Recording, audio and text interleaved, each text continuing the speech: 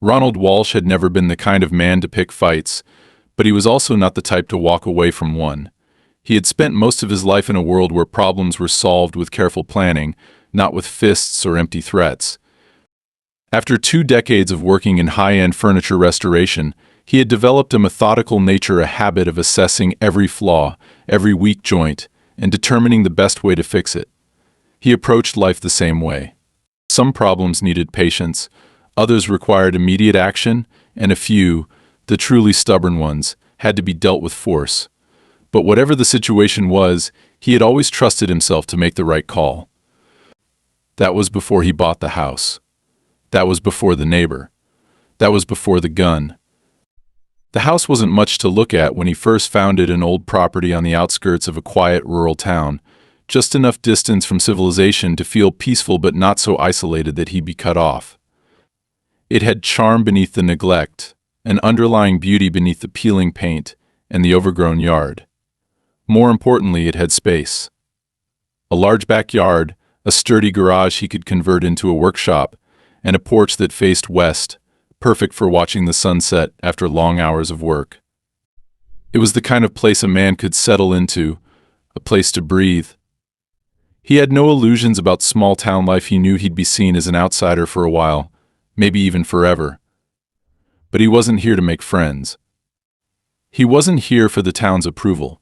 He just wanted a place of his own, a place where no one could tell him what to do, where to go, or how to live. The first time he met Jay Cross, he didn't think much of it.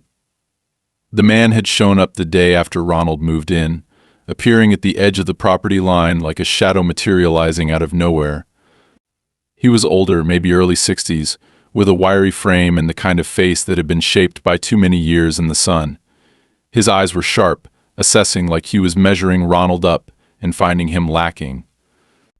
He didn't introduce himself right away, just stood there, watching as Ronald unloaded tools from his truck. When Ronald finally acknowledged him with a nod, Jay spat into the dirt and crossed his arms. "You planning on staying long?" he asked. Ronald frowned. It was a strange question, considering he had just bought the damn place. "Yeah," he said, keeping his voice even. "That's the plan." Jay studied him for a moment, then gave a slow, knowing smile, the kind that didn't quite reach his eyes. "People come and go around here," he said. "Some places don't like to be lived in." It was an odd thing to say, but Ronald had dealt with his share of strange personalities over the years. Small towns always had their quirks, and Jay Cross struck him as just another local with too much time on his hands. He didn't think much of the encounter until later that night, when he found footprints near his back door. At first, he told himself it was nothing. The house had been empty for a long time before he bought it. Maybe some local kids had been using the property as a hangout. But as the days passed, little things started adding up. The feeling of being watched when he worked outside. The way his mailbox was sometimes left open when he knew he had closed it. The time he came back from a supply run to find the back gate slightly ajar, though he had locked it before leaving. Then there were the noises. The first time he heard them, he had been inside, stripping old varnish off a wooden chair in what would eventually be his workshop. It was late, too late for anyone to be wandering around, but the unmistakable sound of footsteps moved across his porch, slow and deliberate. He turned off the sander, listening. The air was thick with silence. He moved to the window, but by the time he looked out, there was no one there. He stepped outside, flashlight in hand, scanning the yard, but there was nothing. No movement, no sign of anyone. The next morning, he found a single boot print on the wooden planks, pressed deep into the dust. He upgraded the locks. Installed cameras. Told himself that would be enough. Then came the night Jay made it clear this wasn't just a game of intimidation. Ronald had been working late again, finishing up some repairs on the porch railing when he noticed movement near the tree line. His first instinct was to ignore it. The mind played tricks in the dark, especially in unfamiliar places. But then he saw it again, just a flicker of motion at the edge of the light. He turned his flashlight toward the trees, and for a moment he swore he saw a figure standing there, just beyond the reach of the beam. Then it was gone. He was about to call it a night when he heard the creak of footsteps behind him. He turned sharply, heart hammering in his chest, and there, standing in the middle of his yard like he belonged there, was Jay Cross. Ronald exhaled sharply, lowering the flashlight slightly but keeping his grip firm. "Jesus, Jay, you trying to give me a heart attack?" Jay didn't answer right away. He just stood there, hands in his pockets, looking at Ronald like a man appraising something he already knew he was going to destroy. Finally, he spoke. "You don't belong here," he said. Ronald felt something cold settle in his stomach. This wasn't just small-town suspicion anymore. This was something else, something deeper. "You've made that pretty clear," Ronald said, forcing himself to stay calm. "But I own this place now. I'm not going anywhere." Jay smiled again. That same unsettling, humorless smile. "We'll see about that." And then he turned and walked away, disappearing into the night like a ghost. Ronald stood there for a long time after he was gone, listening to the wind move through the trees, to the distant sound of crickets, to the eerie silence that followed Jay's departure. He had the uneasy sense that something had shifted, that whatever unspoken boundary had been holding the situation at bay had just been crossed. The next morning, he woke to find his workshop door wide open. Inside, every single piece of furniture he had been working on was destroyed. Wood shattered, tools thrown across the floor, the careful, meticulous work of weeks undone in a single night.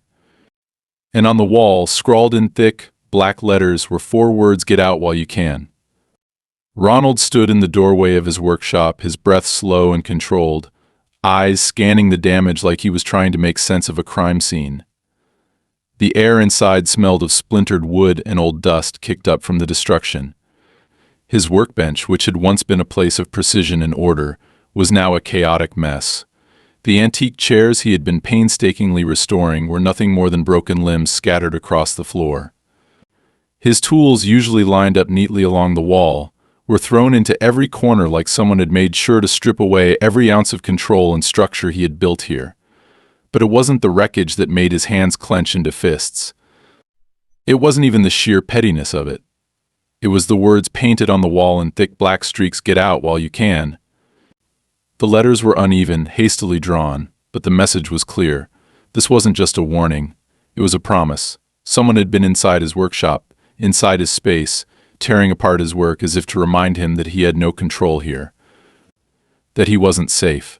He took a slow breath, rolling his shoulders, forcing himself to think rather than react. This was what they wanted. Whoever did this wanted him to feel vulnerable, rattled, like he was being pushed toward a breaking point. He wasn't going to give them the satisfaction. He stepped forward carefully, scanning the room for anything that seemed out of place, anything that wasn't his. A footprint in the dust, a discarded cigarette, a piece of cloth caught on the edge of a broken chair. But there was nothing. Just destruction. Just the silence of a space that had been violated. He turned back toward the door and felt it before he heard it. That prickle at the back of his neck, the unmistakable awareness of being watched. He didn't react immediately, didn't turn toward the source. Instead, he walked out onto the porch, rolling his shoulders like he was shaking off frustration, forcing himself to look casual as he leaned against the railing. And then, with calculated ease, he let his gaze drift toward the tree line. At first, it was just shadows, the dense tangle of branches and undergrowth that always looked a little too thick, a little too still. But then, barely visible through the gaps, a figure, motionless, watching. Jay. The old man was standing just beyond the tree line, half obscured by the undergrowth, arms crossed over his chest, head tilted slightly like he was enjoying the show. Ronald didn't move, didn't give him the reaction he was probably waiting for. He just locked eyes with the man across the distance, holding his gaze for what felt like a long time, measuring, waiting. Jay didn't move either. He just smiled. Slow, unbothered. The kind of smile that said, "I can do this all day." Ronald pushed off the railing and walked back inside without a word. He wasn't going to play this game. He wasn't going to stand out there and throw threats into the wind like some kind of half-baked standoff. No, if Jay wanted to push him, he was going to push back in a way that actually mattered. He locked the door behind him, walked straight to his desk, and pulled out his laptop. It took less than 5 minutes to file a police report online. Vandalism, destruction of property, suspected trespassing. He laid it out plainly, attached the pictures he had taken of the damage, and submitted it. No theatrics, no confrontation, just cold, practical action. The response came quicker than expected. 2 hours later, he heard the crunch of tires on gravel and stepped outside to see a patrol car rolling up his driveway.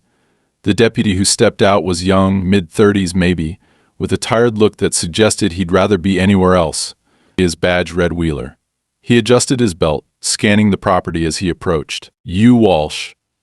"That's me. Got a report about some vandalism." Ronald nodded and motioned for him to follow. Wheeler stepped inside the workshop, took a slow look around, let out a low whistle. "Damn," he muttered, running a hand through his short-cropped hair. "Somebody really didn't like your furniture." Ronald folded his arms. "Somebody doesn't like me being here, period." Wheeler turned, eyeing him. "You got a suspect in mind?" Ronald hesitated for half a second before answering. "Jay Cross." Something flickered across Wheeler's face. Not surprise. Something closer to mild annoyance, like he had just heard the name of a guy who had been causing trouble for years but never enough to actually stick. He let out a slow breath, shaking his head. Cross is a pain in the ass, but that doesn't mean he did this. Ronald felt his jaw tighten. "You think I trashed my own workshop?" "Didn't say that," Wheeler said evenly. "Just saying that unless you got something concrete, there's not a lot I can do. Cross is careful. He's been here longer than half the damn town. Knows how to keep his nose just clean enough." Ronald exhaled slowly, forcing himself to stay calm. "So what?" "That's it? You file a report, maybe talk to him, and we all move on." Wheeler sighed, rubbing his face. "I'll talk to him, see if he gives me anything. But look, I'm going to be straight with you. Cross has a lot of friends around here. People who don't like outsiders stirring shit. You start making noise, you're just going to make yourself a target." Ronald held his gaze. "I think I'm already there." Wheeler didn't argue. He just pulled out a notepad, scribbled something down, then handed Ronald a card. "If anything else happens, call me, directly. And maybe think about putting up some extra security." Ronald took the card but didn't respond. An hour later, he watched from his porch as Wheeler's patrol car pulled out onto the main road, disappearing in the distance. And then, like clockwork, he saw movement again near the trees. Jay, standing just inside the shadows, watching, waiting. Ronald didn't hesitate. He walked back inside, locked the doors, and pulled open a drawer in the kitchen. He had moved out here for peace. For space. For something quieter than the life he had left behind. But if Jay Cross wanted to turn this into something else, then fine. Ronald reached inside, fingers closing around the cold, heavy weight of steel. He wasn't going anywhere. Ronald sat in his living room, the weight of the revolver resting heavily in his lap, his fingers tracing the cool metal absent-mindedly as he stared out the window toward the tree line where Jay Cross had been standing earlier. The old man was gone now, but Ronald knew he wasn't done. He had seen that kind of patience before, the kind of quiet, simmering hostility that didn't strike immediately but waited, measured, tested its target before deciding the right moment to act. He had seen it in the way Jay lingered just long enough to be noticed, in the way he never outright threatened him but instead let his presence say everything. Ronald wasn't the kind of man to panic, but he wasn't naive either. This wasn't over. If anything, it was just beginning. The town was small, the kind of place where everyone knew everyone, and the people who had lived there the longest dictated the unspoken rules. Ronald had no delusions about where he stood in that order. He was an outsider, a man who had come in and taken up space that, in Jay's mind, didn't belong to him. Wheeler's warning played over in his head: you start making noise, you're just going to make yourself a target. But what was the alternative? Sit back and let Jay slowly push him out. Let him decide whether or not he had the right to stay in the house he legally owned? No, that wasn't going to happen. He had put too much time, too much money, too much of himself into this place to let some bitter old man dictate whether or not he belonged here. That night, Ronald didn't sleep. Instead, he reinforced every lock, checked every window, and moved a chair into the corner of the living room, where he had a clear view of both the front and back doors. The gun stayed within reach. He wasn't going to start something, but if Jay or anyone else tried to force his hand, he'd be ready. The next morning, he woke to the sound of his phone buzzing against the wooden coffee table. He hadn't meant to fall asleep, but exhaustion had eventually dragged him under. He blinked against the sunlight streaming through the blinds, grabbing the phone and squinting at the screen. An unknown number. He hesitated for a moment before answering. Walsh. Walsh. A pause. Then, a familiar voice, thick with amusement. You look tired. Ronald sat up straighter, his grip tightening around the phone. Jay. I was just wondering, Jay continued, his voice slow and casual, like they were old friends catching up. You ever hear about the last guy who lived in that house? Ronald didn't respond. He was real friendly, Jay went on. Didn't cause trouble, kept to himself. But then, one day he just left. Middle of the night. Didn't even pack. Funny thing, though, he never sold the house. Just disappeared. Ain't that strange? Ronald's jaw clenched. You threatening me, Jay? A low chuckle. Just telling stories. The line went dead. Ronald exhaled slowly, lowering the phone. His heartbeat was steady, controlled, but he could feel the cold anger settling in his chest. Jay was pushing him, testing to see how much it would take before he cracked. Ronald wasn't going to give him the satisfaction. He had dealt with men like this before, men who thought intimidation was a game they could play indefinitely, as long as their target let them. He wasn't going to play. Instead, he got to work. He spent the next several hours setting up additional motion-activated lights around the property, placing them in the blind spots where Jay could potentially slip through unseen. He reinforced the locks on his workshop, adding a second layer of protection that couldn't be easily picked or broken. He installed a heavy-duty chain and padlock on the gate leading to his backyard. And then, once everything was secure, he grabbed his keys and drove into town. The general store was small, the kind of place that sold everything from groceries to hunting gear, and as he stepped inside, he felt the weight of eyes on him. People knew. Maybe they didn't know the full extent of what was happening, but they knew enough. He could see it in the way the cashier's smile was just a little too forced, in the way the two old men sitting near the front of the store stopped their conversation the moment he walked past. He ignored it. He wasn't here to win them over. The man he was looking for stood near the back of the store, browsing through a rack of camouflage jackets. He was built like a man who had spent his life working with his hands, broad shoulders, thick arms, a no-nonsense kind of presence. His name was Tom Grady, and according to Wheeler, he was the closest thing this town had to an honest man who wasn't afraid to piss off the wrong people. You Grady? Ronald asked, stepping beside him.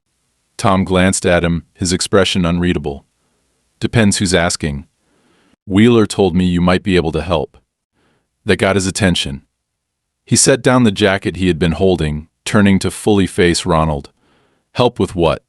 Jay Cross. Tom's face didn't change, but something in his posture shifted. What about him? Ronald kept his voice level. He's been trying to run me off my property.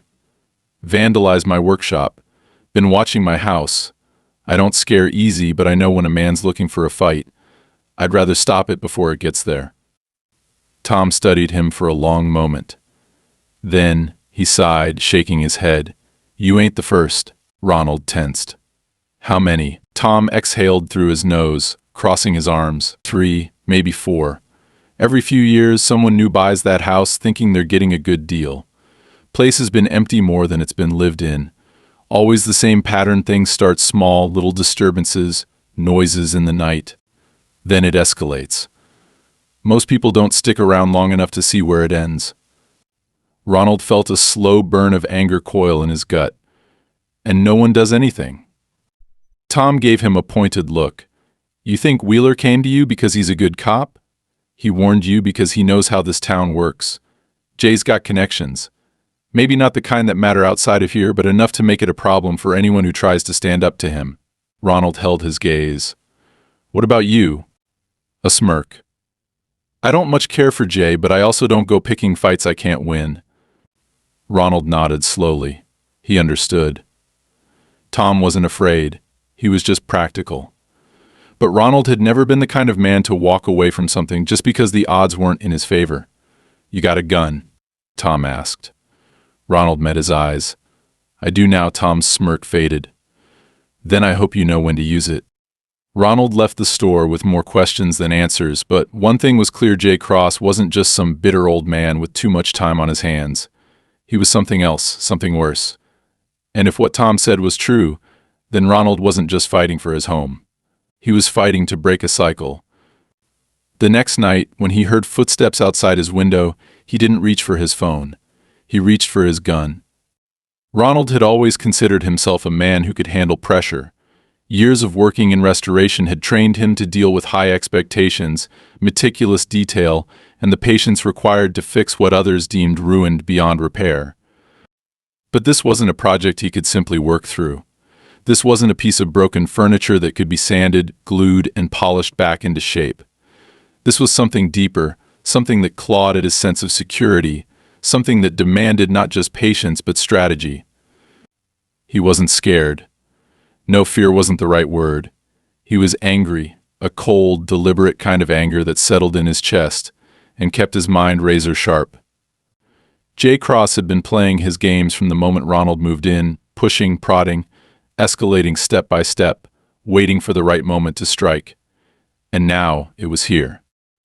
The footsteps outside his window had been the first sign, the deliberate way they moved, slow and measured, stopping just at the edge of his vision before retreating into the night. It wasn't just some drunken wanderer or a passing animal. It was intentional.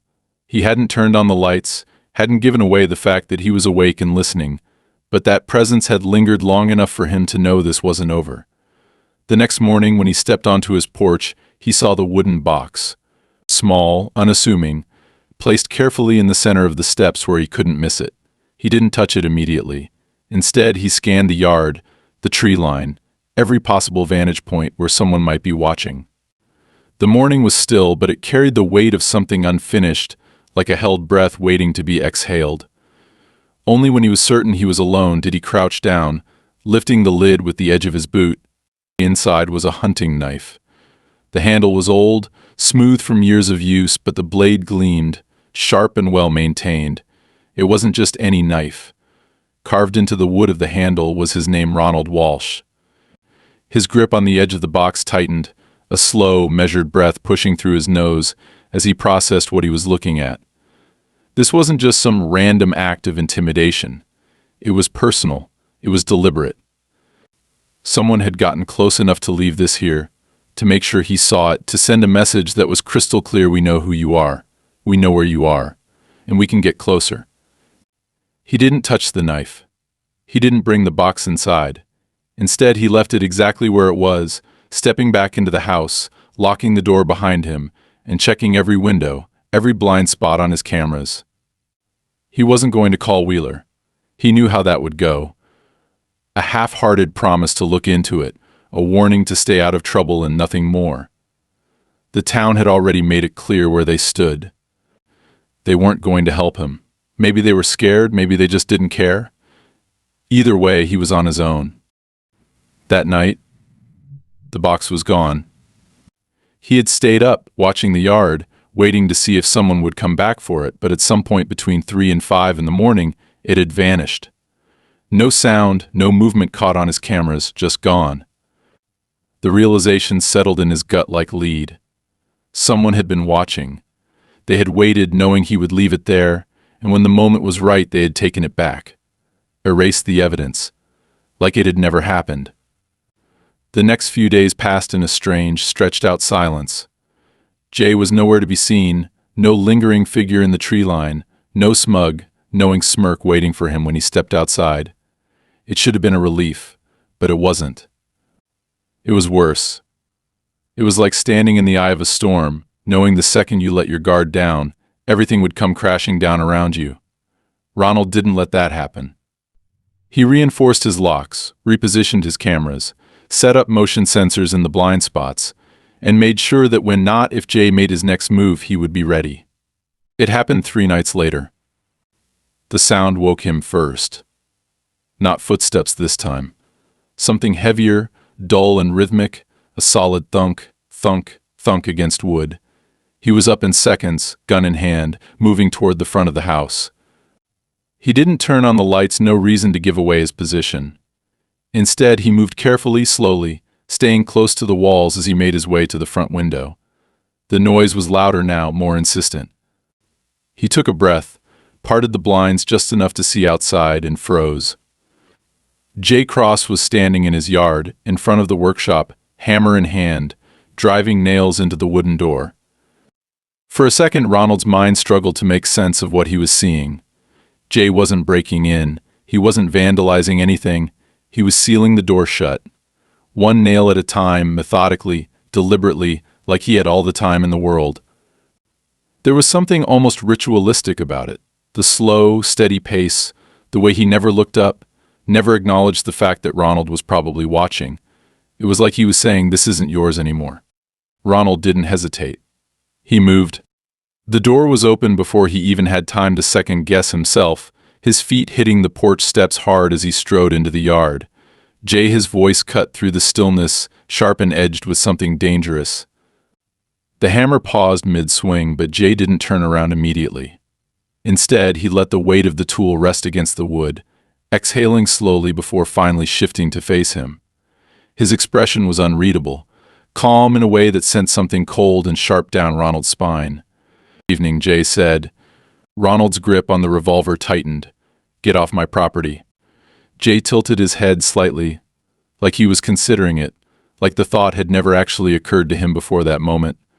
Then, with slow, deliberate movements, he set the hammer down, dusted his hands off on his jeans, and took a step forward. Ronald didn't move. "You ever think," Jay said, voice low and even, "that maybe this place just isn't meant for you?" Ronald's jaw clenched. "That's supposed to be a threat." Jay smiled, and it was the worst one yet, slow and knowing, like they were sharing a joke only he understood. "No threats, just facts." Then, before Ronald could respond, Jay took another step forward, then another, walking past him like he wasn't even there. Like he hadn't just been caught in the middle of nailing his goddamn workshop shut. He didn't rush. He didn't so much as glance over his shoulder. He just kept walking, slow and steady, disappearing into the night like he had never been there at all. Ronald stood in the yard long after he was gone, the weight of the revolver still heavy in his hand, his heart a steady, controlled beat in his chest. This wasn't over. Jay had just changed the rules, and Ronald wasn't going to play defense anymore. Ronald knew the moment Jay started stepping onto his land in plain sight that things had shifted. This wasn't just an old man trying to intimidate his new neighbor anymore. This was controlled escalation, a deliberate push toward a confrontation that Jay had already decided was inevitable. Ronald didn't scare easy. He had been through enough in life to know that fear was useless unless you turned it into something productive. But this wasn't fear. It was something colder, something more calculated, the deep, growing understanding that Jay wasn't just playing games, he was setting the stage for something, and Ronald didn't know exactly what that was yet. For the next few days, the tension stretched like a wire pulled too tight. Ronald kept reinforcing his security, double-checking his locks, repositioning his cameras, keeping his gun within arm's reach no matter where he was. He knew Jay was watching, knew that every move he made was being noted, cataloged, weighed. That was how men like him operated. They tested their target, figured out where the weaknesses were, applied just the right amount of pressure in the right places. Ronald wasn't about to break. He had put too much into this house, too much into the life he was trying to build here, to just roll over because some bitter old man thought he could scare him off. The next attack wasn't loud. It wasn't violent. It was something quieter, more insidious. It started with the locks. One morning, Ronald went to check the back door and found the deadbolt slightly turned, just enough to tell him someone had tried to pick it. Not enough to get inside, but enough to let him know they could have. That same night, the motion sensors tripped 3 separate times between midnight and dawn, but when he checked the cameras, there was nothing.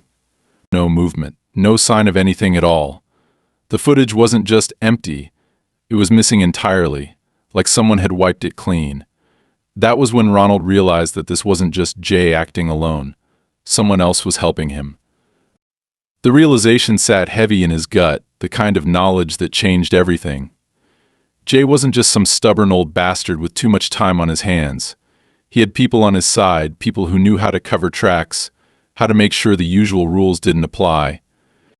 That explained why the cops weren't taking this seriously, why the town looked at him with amusement instead of concern. This was a game they had all seen before. He wasn't the first. That only made him more determined. Ronald started staying up later, keeping watch from his living room, the revolver resting in his lap as he sat in the dark, listening. 3 nights later he heard something different. Not footsteps. Not movement near the house. This time it was his truck. A metallic scrape, sharp and deliberate, coming from the direction of the driveway. He was moving before he even thought about it, silent and controlled, his heartbeat steady as he made his way to the front door. He cracked it open just enough to see outside, his eyes adjusting to the darkness. The truck was still there, but something was wrong. A shadow moved near the front left tire, crouched low, hands working quickly. "Jay?" Ronald stepped out onto the porch without a word, the revolver at his side, not raised but visible. Jay didn't flinch, didn't startle like a man caught in the act. Instead, he finished what he was doing, wiped his hands on his jeans, and straightened slowly. "You're up late?" he said, his voice calm like they were just 2 neighbors having a casual chat. Ronald didn't take the bait. "Step away from my truck." Jay tilted his head slightly, a smirk tugging at the corner of his mouth. "Or what?" Ronald didn't answer. He just took another step forward, the gun still loose in his grip, but unmistakable. He wasn't going to shoot him. Not yet. But Jay didn't know that for sure. For the first time, a flicker of something passed through the old man's expression, just a flash of calculation, a reassessment. Then, slowly, he stepped back, raising his hands like this was all just a misunderstanding. "No need to get all worked up," he said. "Just making a few adjustments." Ronald walked past him, crouching to inspect the tire. He didn't need a flashlight to see what had been done. The lug nuts were loose, barely hanging on, one of them missing entirely. If he had driven anywhere, even a short distance, the wheel would have come clean off. A quick, silent accident waiting to happen. No fingerprints, no direct evidence, nothing to prove Jay had done it. Just another subtle move, another quiet threat wrapped in plausible deniability. He stood up slowly, turning back to face Jay. The smirk was still there, but his eyes were watching Ronald carefully now, waiting to see what he'd do next. "You keep getting in my way," Ronald said evenly, "and I'm going to stop being polite." Jay's smirk widened. "Polite ain't the word I'd use." Ronald clenched his jaw. He wasn't going to stand here and trade words like this with some kind of verbal chess match. He took another step forward, closing the space between them, making it clear that this wasn't a game to him. Jay didn't back away, but the smirk faded slightly, replaced by something colder. "You really think you're going to win this?" Jay asked, voice quieter now, almost curious. Ronald didn't hesitate. "I don't lose." For the first time, Jay didn't have a comeback. He just exhaled through his nose, gave a small, almost imperceptible nod, and turned, walking back toward the tree line without another word. Ronald watched him go, every muscle in his body tight, every instinct screaming that this wasn't over, that this was just another step toward something worse. The next morning, the real escalation came. He woke to the smell of smoke. Not thick, not overwhelming, but present, threading through the air like a warning. He was moving before he was fully awake, grabbing the fire extinguisher as he barreled toward the back door. The shed. The door was slightly ajar, a flickering glow visible through the gap. Inside, a small fire burned in the corner, just beginning to catch onto the wooden shelves. He didn't hesitate, didn't think, just reacted, blasting the flames until they were gone, the chemical mist settling over blackened scorch marks on the wall. Someone had started this. Someone had come onto his property, into his space, and set this fire knowing it wouldn't burn the house down, knowing it wouldn't spread far. This wasn't an attempt to destroy, this was a message. And it was the last one he was going to tolerate. Ronald didn't call the cops. Didn't bother with another useless report. He already knew how that would go. Instead, he spent the rest of the day making his own preparations, He reinforced his perimeter, set up hidden trail cameras in the trees, made sure every weak point was covered. He didn't wait inside that night. He didn't sit in the dark, hoping to catch Jay in the act. He waited outside in the shadows, silent and ready, and at exactly 2:47 a.m. the tripwire snapped. Ronald didn't hesitate. He moved fast and controlled, his heartbeat steady as he raised the revolver and stepped forward. It was time to finish this. Ronald moved without hesitation the second he heard the tripwire snap. His body responded before his mind had time to overanalyze, instincts taking over as he gripped the revolver and advanced toward the sound. He had spent the last few nights waiting, anticipating this moment, knowing it would come but not knowing when. Now it was here. The air was thick with humidity, the scent of damp earth clinging to his skin as he stepped carefully through the darkness, his boots silent against the ground. He didn't bother turning on his flashlight. His eyes had already adjusted, and he knew the terrain better than any outsider ever could. Jay wasn't the only one who could hunt in the dark. The tension stretched, thick and tangible, pressing against his ribs as he scanned the tree line, his grip firm but steady on the revolver. The tripwire had been placed deliberately in one of the few paths Jay would have taken if he was trying to sneak onto the property unnoticed. But now the bastard had stepped right into it, had tripped the alarm, had given himself away. It was the first mistake he had made, and Ronald wasn't about to waste the opportunity. He moved forward, silent, calculating, letting the night swallow him as he circled the area, cutting off any possible escape route. If Jay wanted to run, he'd have to do it through open ground, and Ronald would see him coming. A rustling sound came from his left, sharp and deliberate, followed by a curse muttered under breath. Ronald's jaw tightened as he adjusted his aim, his body coiled like a spring, every muscle ready to react the moment Jay made his next move. He exhaled slowly, steadying himself, waiting for the right second to act. Then, just as he was about to call out, to make it clear that this time there was no turning back, Jay's figure emerged from the trees. He wasn't running. He wasn't even trying to hide. He stepped into the clearing like he belonged there, like this was his land, his territory, and Ronald was the intruder. Jay's face was unreadable in the dim light, but his posture radiated something just shy of amusement, a relaxed kind of confidence that sent a sharp bolt of anger through Ronald's chest. The bastard was still playing, still treating this like a game. Hell of a night for a walk, Jay said, his voice low, casual, like they were just two neighbors bumping into each other on a quiet evening. Ronald didn't lower the gun. You stepped onto my land for the last time. Jay smirked, tilting his head slightly. That's so. Ronald's patience was razor thin. You tried to set my shed on fire. You cut my truck's brake line. You've been creeping around my house like a goddamn animal. I don't care what kind of pull you have in this town. I don't care who you know. You don't run this place. And you sure as hell don't run me. Jay's smirk didn't falter, but something in his expression shifted, something almost imperceptible, a flicker of recognition. You're different, he murmured, almost to himself. Most people get the message by now. Ronald's grip tightened. I don't scare easy. Jay exhaled through his nose, a sound that could have been amusement or frustration. Then, slowly, deliberately, he reached into his jacket. Ronald moved instantly, his pulse spiking as he snapped the revolver up, his finger tense on the trigger. Don't. Jay didn't freeze. He didn't raise his hands in surrender. He just paused, his gaze locked onto Ronald's, holding it for a long, waited moment before finally slowly pulling out what he had been reaching for. Not a gun. A cigarette. He placed it between his lips, lit it, took a slow drag, then exhaled a stream of smoke into the night air. You know, he said, his voice measured, this town has a way of deciding who belongs. You don't belong. Ronald didn't respond. He didn't lower the gun. Jay's smirk widened again, the embers of his cigarette glowing in the darkness. Thing is, that house of yours, it ain't yours. It never has been. And no matter how long you stay, no matter what you do, this place is going to spit you out just like all the others before you. Ronald's stomach twisted, but he didn't let it show. The last guy, what happened to him? Jay's expression didn't change, but the silence stretched just a little too long before he finally responded. He left. Bullshit. Jay chuckled, shaking his head.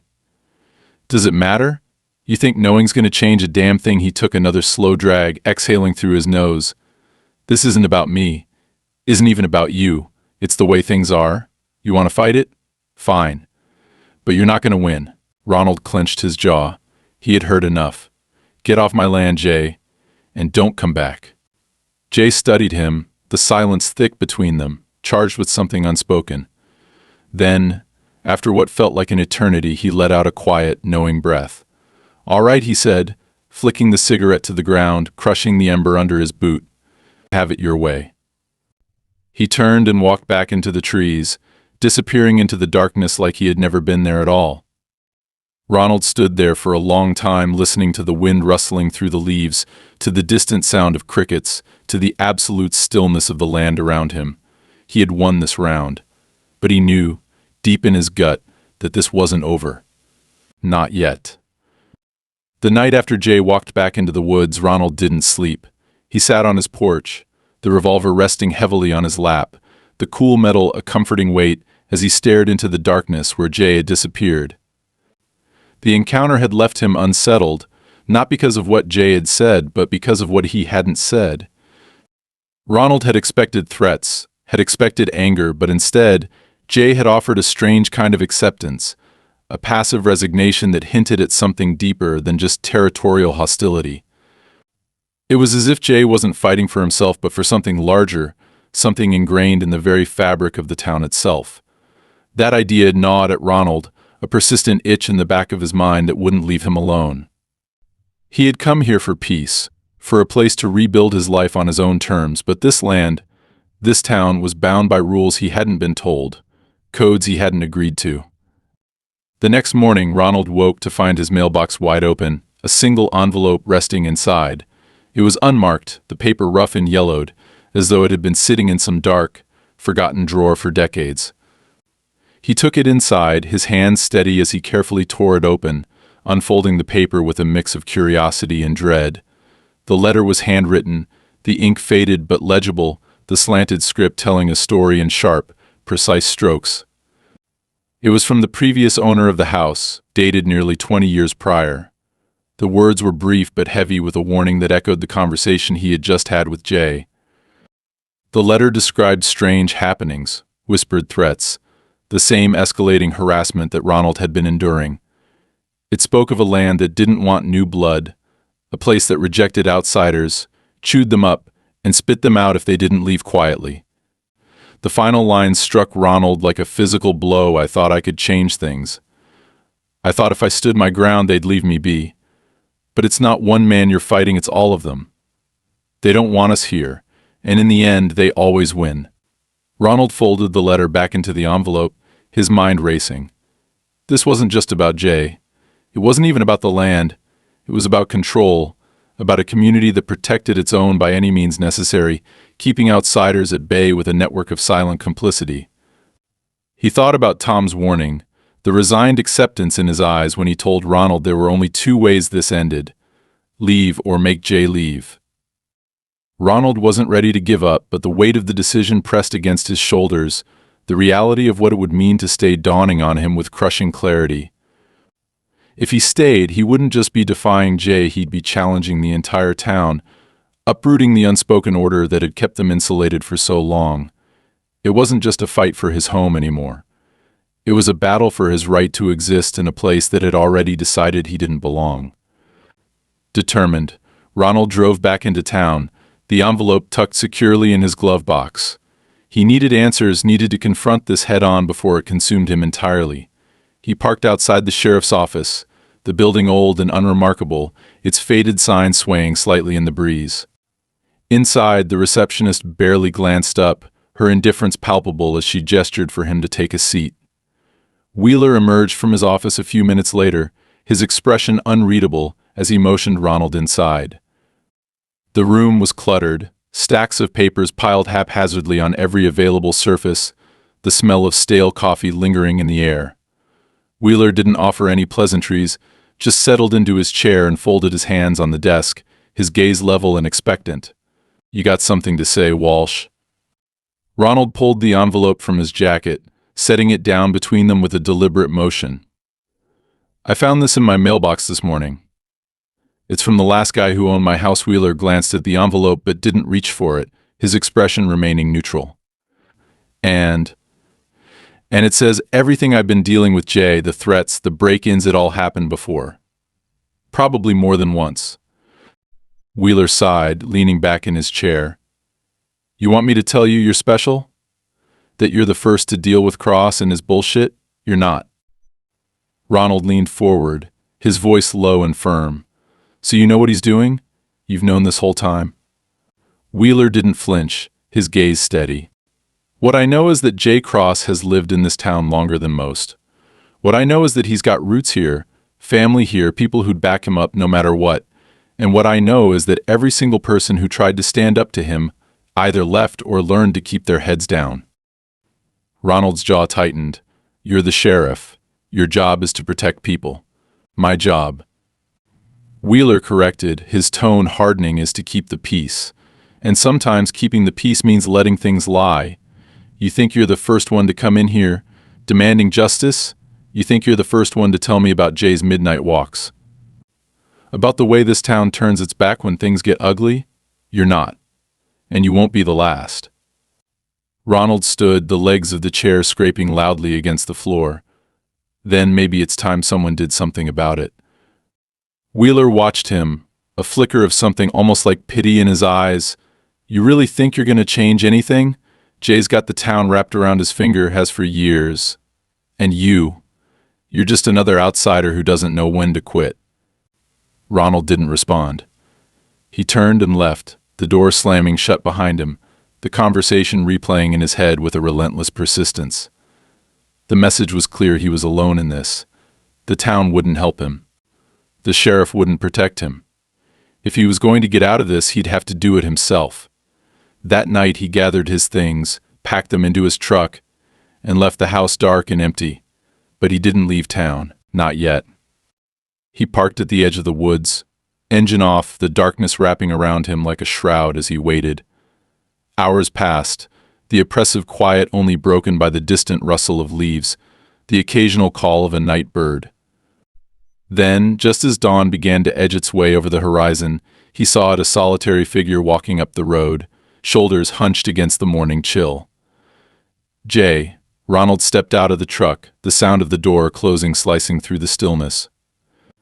Jay froze, his head snapping up, eyes narrowing as he recognized him. "It ends today," Ronald said, his voice steady, each word a declaration. Jay stared at him, the tension between them a live wire ready to snap. "You really want to do this?" Ronald nodded once. "I'm not going anywhere. So it's you or me." Jay's gaze hardened, his jaw clenching as he took a step forward. "I've seen a lot of guys like you come and go. Tough talk, big plans, but this place? It always wins. Not this time." The silence that followed was suffocating, every second stretching into eternity. Then, without another word, Jay turned his back, walking away, his figure disappearing into the rising sun. Ronald watched him go, the finality of it settling into his bones. He had won. Not because the town accepted him, not because the sheriff did his job, but because he had refused to be pushed out. This land was his now, and no one, not even Jay Cross, could take that away from him.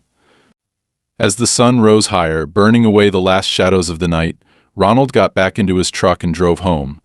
The house was waiting, empty but finally fully his.